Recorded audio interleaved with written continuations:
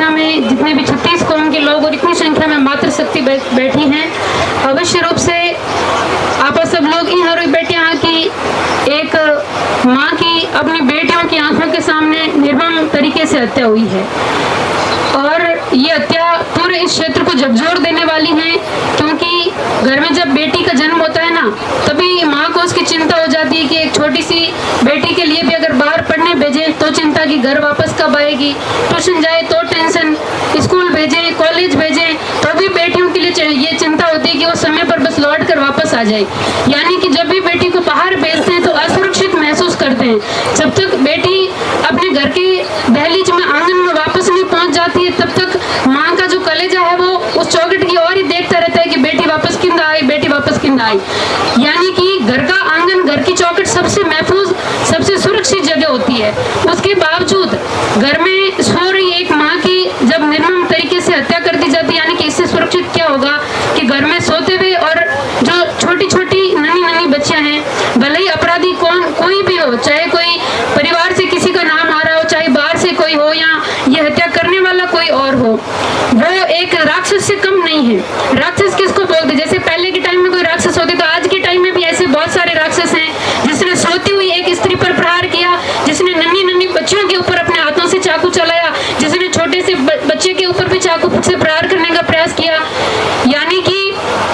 जो हत्यारा है वो किसी का भी नहीं है, कोई किसी का सगा नहीं है। आज ये घटना इस क्षेत्र में हुई है, इतनी संख्या में माँ बहन ये क्यों बैठी है कि जब घर में सो रही इस एक बहन को न्याय नहीं मिलेगा तो कल आने वाले टाइम में ये घटना किसी के साथ भी हो सकती है। आप देख रहे हैं कि इस आंदोलन में ज्यादा से ज्यादा संख्या में माताएं बहनें आ रही है। क्यों आ रही? क्योंकि हर एक माँ के हृदय में ये पीड़ा है, वो दर से सोच कर ही अपना मन कांप जाता है कि वो छोटी सी बच्ची ने, जब हम वीडियो में देखे कि वो खून से लथपथ, खून गिर रहा है, पूरे आंगन में खून बिक रहा है, वो दौड़ती भागती अपने परिजनों के पास गई कि मेरी माँ को बचा लो, और जब लौट कर आई तो अपनी माँ को मृत पाया, तो क्या गुजरी होगी उस बहन पर, क्या गुजरी होगी उस बेटी पर जिसने छोटी छोटी बहनों ने, देखिए आकस्मिक मृत्यु तो किसी की भी हो जाती है, कुछ बीमारी से हो, किसी ऊपर इस तरीके से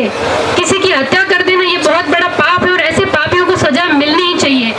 इस आंदोलन को राजनीतिक रूप देने का प्रयास कर रहे हैं, तो मैं देखा हमने कि कृष्णाराम जी हमारे साथ में खेजड़ी आंदोलन में मौजूद थे,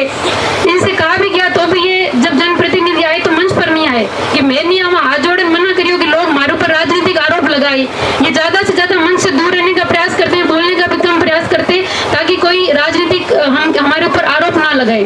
अब अगर कोई कहता है कि राजनीति कर रहे हैं, तो जब आपका समय था तो पीछे का आप इतिहास उठाकर देख लीजिए कि आपने कभी आंदोलन नहीं किए, क्या आप कहीं पर नहीं बैठे किसी के खिलाफ बोलने के लिए? और यही घटना अगर आपके परिवार में हो जाती तब भी क्या आप चुप रहते? तब भी क्या आप सहन करते? यानी कि यहाँ पे बैठा प्रत्येक व्यक्ति इसलिए आवाज उठा रहा है कि आज जो घटना भंवरी देवी के साथ हुई है, आज जो घटना उन छोटी छोटी बेटियों के साथ हुई है, वो घटना कल को हमारे परिवार में ना हो, कल को हमारी बेटियों के साथ में हो। आज हम देख रहे हैं कहीं दुष्कर्म होते हैं, कहीं हत्या हो जाती है, कहीं किसी को मार दिया जाता है, कोई बोलता नहीं क्योंकि शर्म के मारे, डर के मारे, बोलेंगे तो लोग साथ नहीं देंगे। पर आज